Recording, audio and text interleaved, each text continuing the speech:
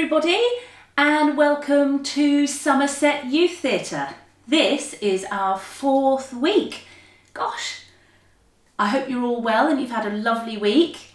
And hello to anyone who's joining us for the first time. So this week we are going to be looking at storytelling. And I thought that the best thing to do would be to tell you a story. But, I don't know. I'm not really happy with this. So, I know. Hold on a minute. Woo. Yeah, that's better. Right. Here goes. On the Quantock Hills in Somerset lived a bloodthirsty dragon.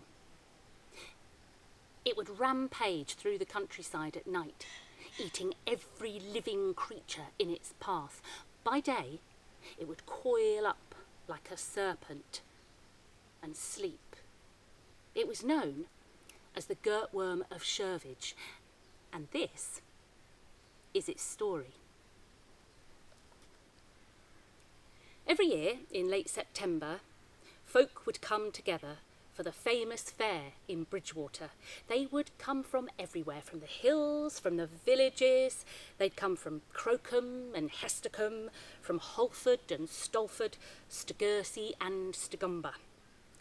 They would come to buy and sell. They would come to entertain and be entertained. They'd come to meet old friends and make new friends. It had been this way for hundreds of years. But this particular September, of which I talk about, was different. There were whisperings and mumblings and murmurings. A dark rumour was casting its shadow over the fair. Gee, fancy, there are less sheep this year. Yeah, and fewer ponies. Happen it be true what they say about the worm. They say that it do roam the hills at night, eating every living creature in its path. Eats sheep and deer and cattle and 2 young shepherds. They gone missing from Crocombe. Meanwhile, in a cottage over near Crocombe, a widow called Maggie was making whortleberry pies when she heard a knock at the door. "You there, Maggie? It's Joe Tottle from Stegumber. You got any jobs for I?" Joe was a woodcutter who would do odd jobs for Maggie in return for a good hearty meal. Oh, I should mention at this point that although the rest of the Quantock Hills were living in fear of the Girt Worm, the news hadn't quite reached Stegumber, which was where Joe lived. Maggie agreed that if Joe went to pick some whortleberries for her pies, they could go and sell them at the fair and share the money. Delighted with the plan, Joe set off up the steep hill with one of Maggie's baskets, a napkin full of bread and a flagon of Maggie's strongest cider. "Oh, Joe! Be sure to keep away from Shervidge Wood," Maggie called after Joe. But Joe was already halfway up the hill and whistling loudly to himself, so he didn't hear her. By midday, the sun was blazing and Joe's basket was full of plump purple whortleberries, and his cider was almost gone. He'd reached the edge of Shervidge Wood and decided to have a little rest in the shade and have a bite to eat. He settled down on a fallen tree in the cool, dark, silent forest. Suddenly, the tree began to move. "Whoa! Whoa!" said Joe. Then it began to wobble and squirm and writhe and wriggle as if the tree was a living creature. "Spoil my meal, will you?" said Joe.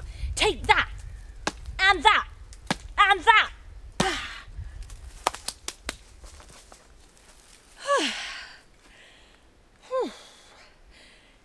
He split the mighty tree in half, with 3 clean blows of his axe. The Quantock hills trembled, and an ear-splitting howl could be heard for miles around. Joe couldn't believe his eyes as he watched the top half of the tree run roaring towards Taunton and the lower, headless half scuttle off towards Minehead. As Joe looked down at his axe, he realised that it had been the Girt Worm that he had split in two. So, Maggie and Joe went off to the fair with their whortleberry pies and their tall tale and had a jolly good time. But what happened to the Girt Worm, I hear you ask? Well, it is said that one half ended up in Kingston St Mary and the other half ended up in Bilbrook near Minehead, and because the two parts were so far apart, they couldn't survive without the other. It is also said that before Joe split the worm in half, that it laid an egg in Shervidge Wood. Now we all know that dragons' eggs take hundreds of years to incubate. So, by my calculations, the egg should hatch just about now.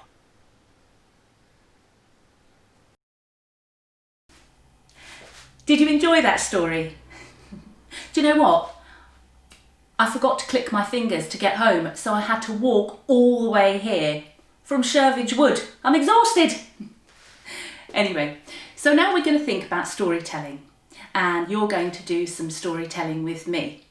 So the first thing that we need to do is to warm up a bit. We're going to do a really short warm up this week because I've got lots of lovely activities for you to do. So let's think about our story, the Girt Worm of Shervidge Wood, and we're going to help our warm up by using some of the things that happen in the story. So the first thing I want you to do is to think that you are Joe collecting all the whortleberries from the whortleberry trees. So I want you to stretch up and grab those berries. That's it. Grab them. There'll be some down here, so grab those berries and get them a nice stretch down to the floor. Pick the ones that are on the floor up. That's it. Good stuff. Great. Lovely. Well done. Brilliant. And now I want you to imagine that the tree is lying on the floor, the tree that turns into the dragon, and we're going to jump over the tree just to get our heart rates up. So here we go. Let's jump over and over. That's it.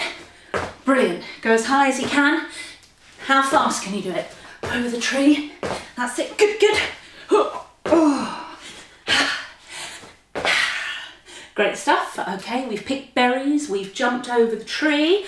And now we're going to chop the tree in half. So I want you to take a big axe and I want you to give me your best chopping motion. You ready? Here we go. So chop that axe. And again. And again. And one more for luck. Here we go. Super. Then stand with your toes facing forwards, your hips shoulder width apart, and we are going to look over our shoulders as if there's something there but we're not quite sure what it is. So we're in Shervidge Wood and we think that we may have seen the dragon out of the corner of our eyes. So I want you to take a look over your shoulder, keep your hips facing forwards and your shoulders facing forwards, but just look over your shoulder and then back again. And then let's look over the other shoulder. And back again. And then one more look this side. Can you see anything? No. And back again. Over this side. Great. Brilliant. Just shake out those shoulders. Super. And let's do one more thing. Let's pretend that the dragon is on our trail and it's running after us and we've got to run away from the dragon. So I want you to run as fast as you can. Ready, steady, go. On the spot. As fast as you can. Get those knees up. Oh gosh, he's coming to get you. Quick, run. Fast, faster.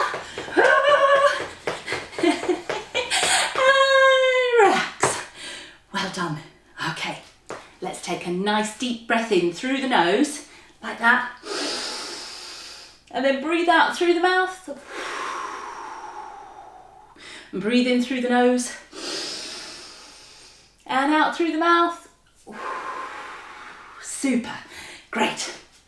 Okay, let's do a warm-up for our voices. So this week we're going to do another tongue twister.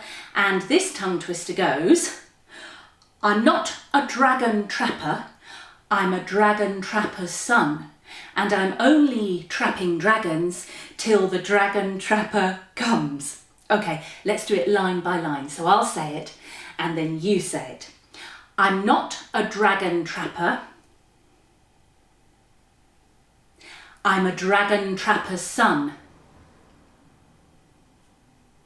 And I'm only trapping dragons till the dragon trapper comes. Great. Let's say it all together. Don't worry if you get it wrong, doesn't matter. Just about warming up our voices. Okay, here we go, all together. I'm not a dragon trapper, I'm a dragon trapper's son, and I'm only trapping dragons till the dragon trapper comes. Let's try it again, a little bit faster. Okay. I'm not a dragon trapper, I'm a dragon trapper's son, and I'm only trapping dragons till the dragon trapper comes. And let's do it one more time, see if you can do it as fast as you possibly can. Okay, ready, steady, go. I'm not a dragon trapper, I'm a dragon trapper's son, and I'm only trapping dragons till the dragon trapper comes. And I've had practice. That's a hard one, isn't it? If you want to try and get that right, you can always pause the video and do it again. Well done. Super. All right, I feel a bit more warm now. Okay, let's talk about storytelling. Storytelling is so important in theatre. When we create a show, we've always got to think about the story. For the last 3 weeks, we've been thinking about character, haven't we? Well, now we're going to think about how we use those characters in a story. And there are really good ways, if you're making up a story, of how to make it really exciting for the people that are watching. We're going to think about 3 different words to begin with. We're going to think about the words pace and pause and emphasis. And the first one that we're going to look at is pause. So this is when you're telling a story and you use a pause to increase the tension of the story that you're telling. We're going to use the last bit of the story in the Girt Worm when I was talking about the dragon, and the dragon had laid an egg and the egg was going to hatch. And the line went, let me just check it again. The line went, by my calculations, this one should be about to hatch just about now. And I left a really lovely pause before I said the now. So let's just use the line, this one should be about to hatch just about now. This one should be about to hatch just about now. What I want you to do is I want you to use that line. You can write it down if you want to. I want you to pause the video and I want you to have a go at saying that line using the pause in between the words about and now, and see how long you can make the pause or how short you can make the pause, and decide which one is better for you. So it could go like this. This one should be about to hatch just about now. Or it could go like this. This one should be about to hatch just about now. It's up to you how long you leave a pause. And it can make the line sound a bit different, can't it? So I want you to have a practice of that. Press pause on the video now. Have a go at it a few times, making the pause longer or shorter, and then I'll see you in a sec. How did that go? Did you play with the pause? It's interesting, isn't it, how the line can sound a bit different. Using pause is a really good way of increasing the tension, because the audience in the pause have time to think, oh, what's happening? What's going to happen? That's going to happen. Great. So it's like anticipation. Super. So we've done pause. We're going to think about the word pace now. In a story, you can change the way that you tell a story by how fast or slow you say the lines. So we are going to use a different line this time from the story, and it's the line where Joe says, Joe couldn't believe his eyes as he watched the top half of the tree run roaring towards Taunton. Joe couldn't believe his eyes as he watched the top half of the tree run roaring towards Taunton.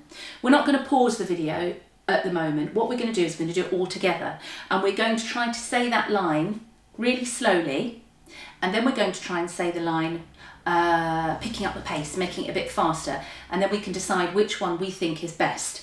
Okay, so let's try it all together, saying it slowly, and then that will give you a chance to get to know the line as well. So it goes.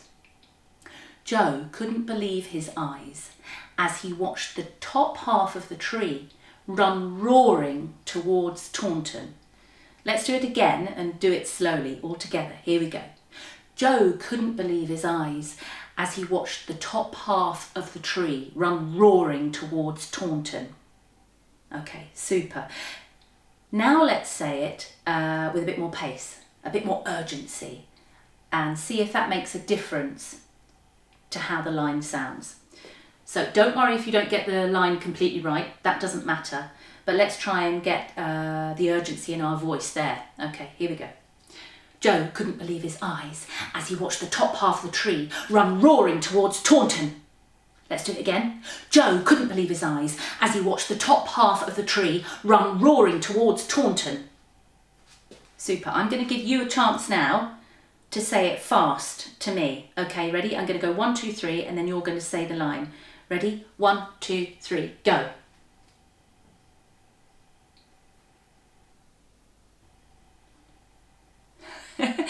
Well done everybody. Really, really good effort. Can you see how it changes the way the audience are going to hear the line if you're saying it really slowly or if you're saying it really fast? I think when we say it a bit faster, with a bit more urgency, it's a bit more interesting. The other thing that you can do with pace is that you can split lines, so you can make the first part of the line a bit slower and then pick up the pace on the second part, or make it faster at the beginning and make it a bit slower at the end. So you could go, Joe couldn't believe his eyes as he watched the top half of the tree run roaring towards Taunton. Or you could say, Joe couldn't believe his eyes as he watched the top half of the tree run roaring towards Taunton. It makes it sound more interesting, doesn't it? So when you're telling a story, I want you to think about pause, giving those pauses, and I want you to think about pace, how you change the pace, fast, slow, mixing it up, makes it much more interesting for the audience. Okay, so we've done pause, we've done pace, and now we're going to do emphasis. And we're going to use a different line this time, and not one from the story. I've just made up a line that we're going to work with. And the line that we're going to work with is, I don't want to do that. Now, I'm sure that's a line that you never ever say, but we're going to use it now. And we're going to talk about the word emphasis. And all emphasis means really is that you give one word more power than the other. So we're going to say that line, and then you're going to pause the video and you're going to give more power to each one of those words and see how it changes the meaning of the line. So I'm going to do it first for you a couple of times just to give you an idea of what you're doing. So it goes, I don't want to do that. Okay. If we were to put emphasis on the word I, more power to the word I, it might sound like this. I don't want to do that. If we were to give the word don't more power, more emphasis, it might sound like this. I don't want to do that. And you can do that for each word in that sentence. So what I want you to do now is I want you to pause the video. I want you to say that line, giving power to each one of those words and see how it changes the meaning. Okay, good luck, and I shall see you in a sec. How did you get on? You see, you can change the meaning of a line just by changing the emphasis or power of how you say one of the words within that line. It's really remarkable. So we've done pace, we've done pause, and we've done emphasis. Great stuff. We're going to move on to prediction, but before we do that, I think we just need to jump around a little bit because we've been working really, really hard. So running on the spot, everybody, come on, get those knees up. How high can you get those knees? Brilliant. And then some star jumps. Do me some star jumps. Lovely. That's it. Keep breathing. And then touch toes. Touch toes. Touch toes. That's it. Good, good, good. Oh, excellent. Shake out. Lovely. Okay, prediction. This is about making up your own story. You can do this really easily. Sometimes I take stories that are old stories, like old fairy tales. I want to show you this. These are old ladybird books that I've had for a very long time. When I was a little girl, I used to read these, and I really love them. But funnily, the older I've got, the more I've not really liked the endings very much, because what happens in most of them is that the young woman, the princess, meets the prince for about half an hour and then thinks it's a really good idea to get married and live happily ever after. I'm not sure that is entirely the best thing to do. So sometimes I change the endings, and it's really fun and an interesting thing to do. So if you've got a story that you like but you don't like the ending very much, change it, make it your own.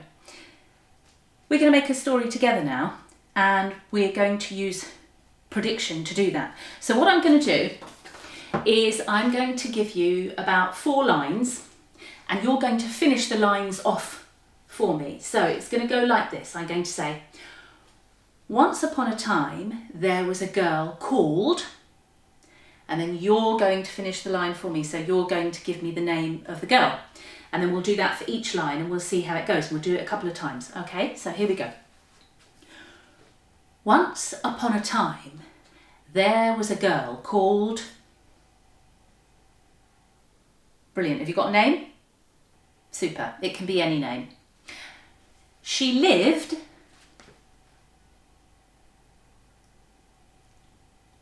Great. She was very sad because...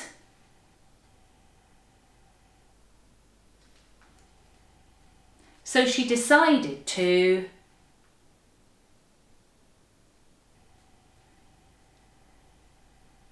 Great, well done.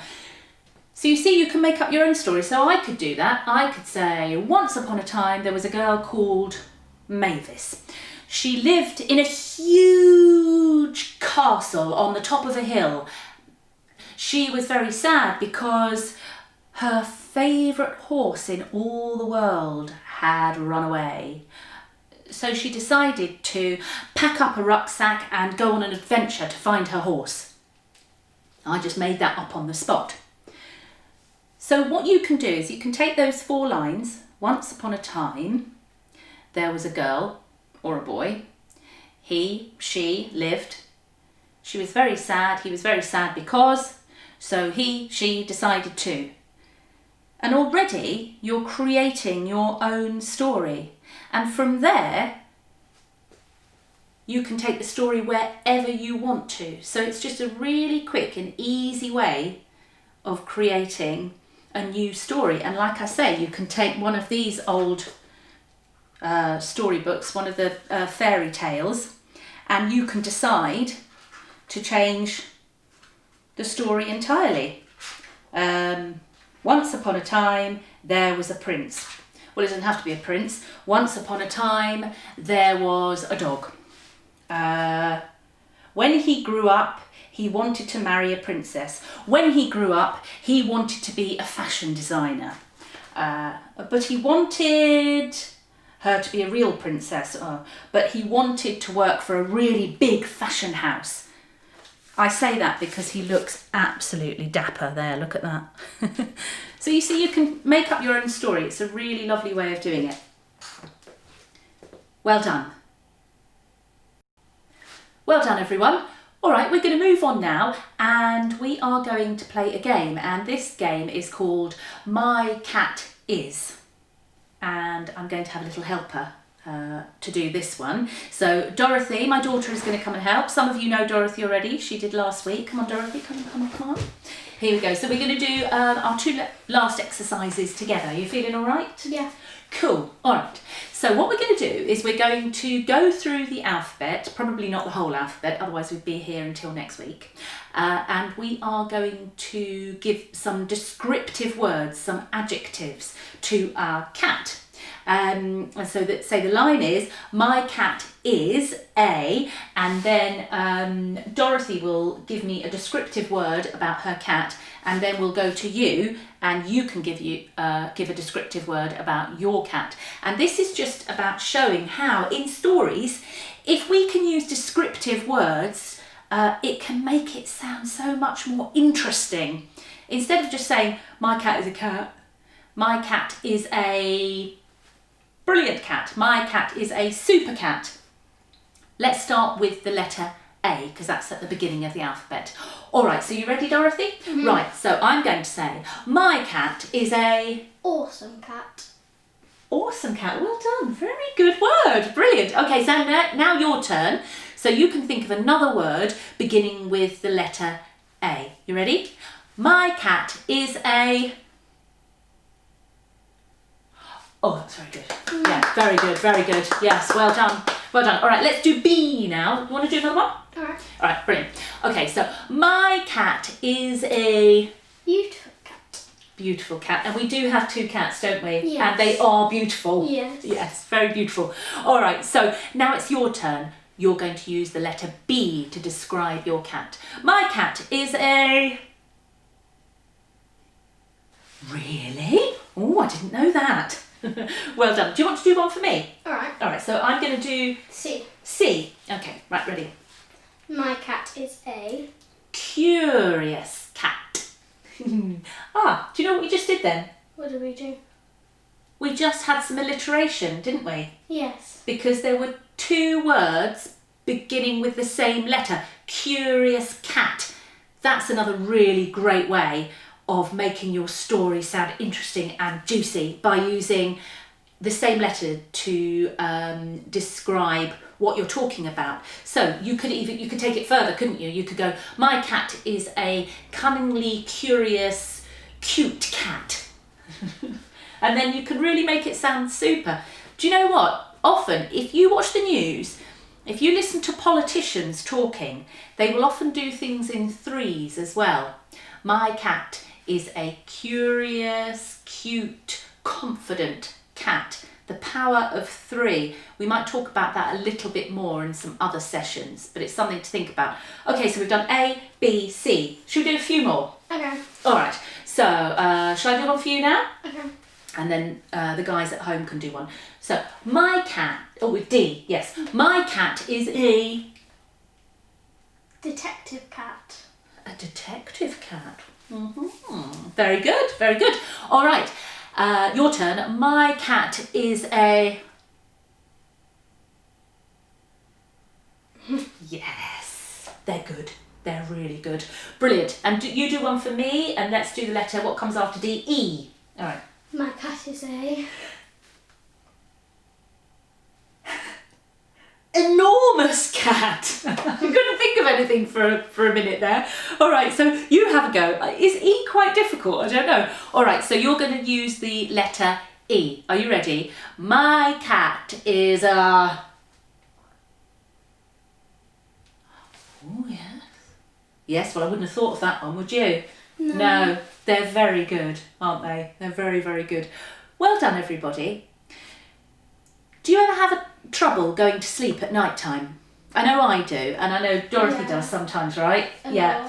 And what do I tell you to do, Dorothy? at night time sometimes, play this game? Yeah. Yeah. Yeah, it's a fun game. It's a fun game, so you can do it any time. If you want to just go through the alphabet, you can choose something, anything. So you can choose, you know, a dog or a cat or a horse or, you know, anything you like. And you can go through the alphabet and see if you can find an adjective, a descriptive word for each letter of the alphabet. Last night I did, what was I doing? I think I was doing countries, and I could find a country for every single letter apart from X. I couldn't find a country for X. So if anybody knows a country beginning with the letter X, then can you let me know? You can put it on our Facebook page. And you know what? You can put anything on our Facebook page. So if you've got a story that you've made up using any of the things that we've talked about today, or if you want to tell me a country that begins with the letter X, then please put it on our Facebook page. We'd love to hear it, wouldn't we? Yeah. Brilliant. Okay, so we're going to move on and we're going to do our last exercise of the session. And this one is about physicalizing storytelling. So making a story physical. Now, when I was telling you the story in the wood, I was quite still. We changed places, which made it a bit more interesting. But if I was to really rehearse that story, then I would rehearse it with my body as well, and I would tell the story with my body. We're going to do that by using the beginning, the middle, and the end of the story. And we're going to make 3 different tableaus. Do you know what tableau means? Do you know what tableau means? Not really. Not really. Tableau, all it is a fancy word that we use in theatre for a still image. That's all it is. So it's as if I take a picture of you and you're still, and you tell the story through that one image that you make with your body. So we're going to do that. We're going to do 3. We're going to do the beginning of the story, or near the beginning of the story, where the dragon is rampaging through the wood at night time, killing all the other creatures. So it's up to you. You could be the dragon rampaging. You could be one of the creatures being attacked. You could even be the wood shaking with fear. But you've got to be still. So you can use your face to tell the story and your body, but you've got to be still. So let's think about that first image, yeah? So it's up to you what you do. You can either be the dragon, you can be the wood, you can be one of the animals, you could be one of the stable boys I think that I talked about was running away from the dragon. And I'm going to count down from 5. 5, 4, 3, 2, 1. And then you're going to make that image. Make it still. All right, we'll do it together. And the guys at home can do it as well. Are you ready? Here we go. So, 5, 4, 3, 2, 1. What did you do? Oh, you're being attacked. Yeah. Oh, that's good, because I'm being the dragon, so we could do it together, couldn't we? Lovely. Perfect. If you've got someone at home, grab them, and you could do it with them as well. What did you do? I bet yours were fantastic. That's our beginning, isn't it? Mm-hmm. Let's think about our middle. So let's take something from the middle of the story. Let's take the bit where Joe has got his axe and he's chopping what he thinks is a tree in half. We know that it's the dragon, don't we? But he doesn't at that time. So you could be Joe chopping the tree. You could be the tree, the dragon. You could even be the axe. Not quite sure how you'd do that, but you could if you wanted to be. You don't have to be either of the characters. You could be an inanimate object. You could be the axe if you wanted to. Okay, so have you got something in your head of what you could be? Yeah? Have you got something in your head of what you could be? Great. So I'm going to count down from 5, and then I want you to make that image. You ready? Okay. 5, 4, 3, 2, 1, go. Oh, what are you? Are you the tree? Yeah. Fantastic. We haven't practiced this, have we? No. It's just worked out. So let's do it together, Dorothy. Ready? 1, 2, 3. Great, super. What did you do? What were you? Were you the axe? Were you Joe? Were you the tree? So we've got our beginning, our middle, and our end. Okay, so now let's think about the end. We haven't got our end yet, so let's think about the end. Let's do the bit right at the end where the egg is hatching. It's when a new baby dragon is being born out of this egg. So you could be the egg, you could be the little baby dragon coming out into the forest for the very first time, getting ready to take its first steps. You could be the forest again, shaking with fear, knowing that there's a new dragon emerging. It's up to you. Same thing, I'm going to count down from 5 and I want you to make that image. Are you ready? Okay. 5, 4, 3, 2, 1, go. What are you? I'm a bit of the eggshell. You're a bit of the eggshell. That's great. And I was a shaking tree. What were you at home? Brilliant. So have you got your 3 images there? Yeah? Can you remember what they were? Yeah. Yeah, what were yours? You had a sheep. a sheep, then you had I was a tree. a tree, And then I was eggshell. eggshell. Sheep, tree, eggshell. Mhm. Okay, great. Have you got your 3 at home? Think what they are, because now what we're going to do is we're going to go from one to the other and we're going to put some transitions in the middle. So, for instance, let's work with Dorothy. We can show what we're going to do with Dorothy. So make your first image at the camera. That's it, brilliant. So that's your sheep, yeah? And then your second one goes into Tree. a tree. So can you find a really interesting way of getting there? So what could you do to get there? I could. Lovely.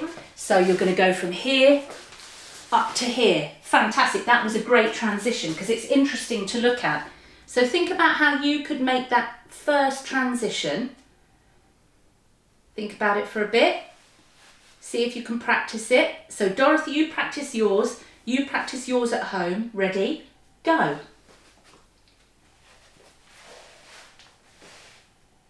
Oh yeah, that's great. Brilliant.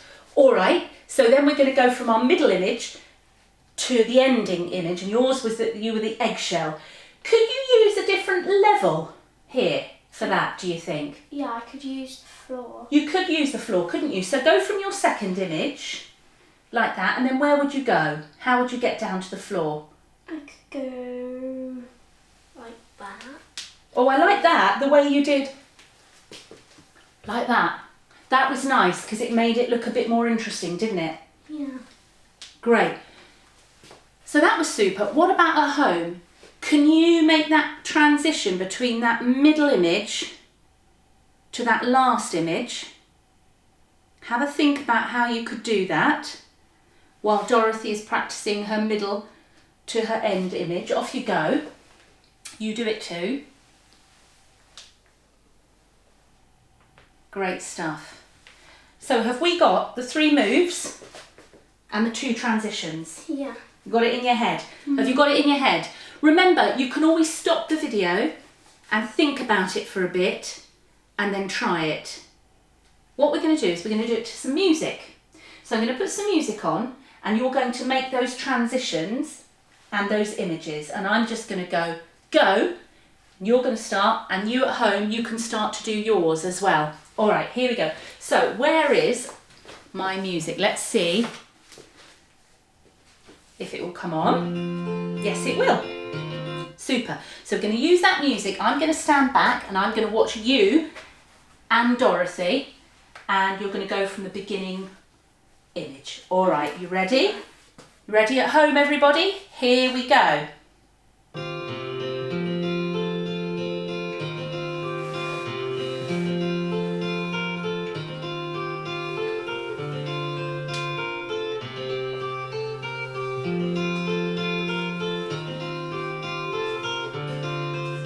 Brilliant. That was fantastic. Well done. Very, very nice. Even in that short time, we've created a little story, haven't we? And what you could do is you could tell the story with your words and your movement at the same time. So Dorothy would start off saying, you're a sheep, aren't you? So you could almost be, I was in the forest, I was in the wood, and then all of a sudden I was attacked by a huge huge dragon. And then you could go into your new image, which was your The tree. And you could be the tree. And I was watching and I could see what happened. It was terrible. And then you could transition again into your eggshell. I don't know what you'd say as an eggshell. I'd have to work on that one. Give it a go. Give it a go at home. See if you can make a little story with those 3 images. You can use the Girt Worm as your inspiration, or you can go away and you can create your own story. Try and put some words to it.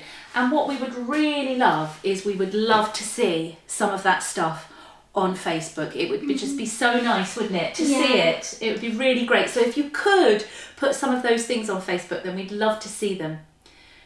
We've worked really hard this week. We've worked on all sorts of things. We worked on pause and pace and emphasis, alliteration, prediction, how to physicalise a story. So you can go away now and think about all of those different things. And remember, you can always use a story that you already know and change it, or you can make up your own story completely using those different things that I've given you. Well done, everybody. Have a great week and we'll see you next week. Oh, and remember that on the Octagon Academy, there are loads of other things you can do as well. There's a really great dance class called Deviate. So if you want to do some dancing, you could do that, or you could join in with Shine 2020, which is happening at the moment. Go to the page, have a look, see what you fancy, and give it all a go. And remember, there's stuff for older people as well, for grown-ups too, so they can get, joining in as well. Well done, everybody. Let's have a little cool down. Toes facing forwards, legs hip width apart. Let's take a deep breath in through our nose and stretch, and out through our mouths. One more. And out through our mouths. And as always, one hand here, one hand there. Give yourselves a big round of applause. Bye.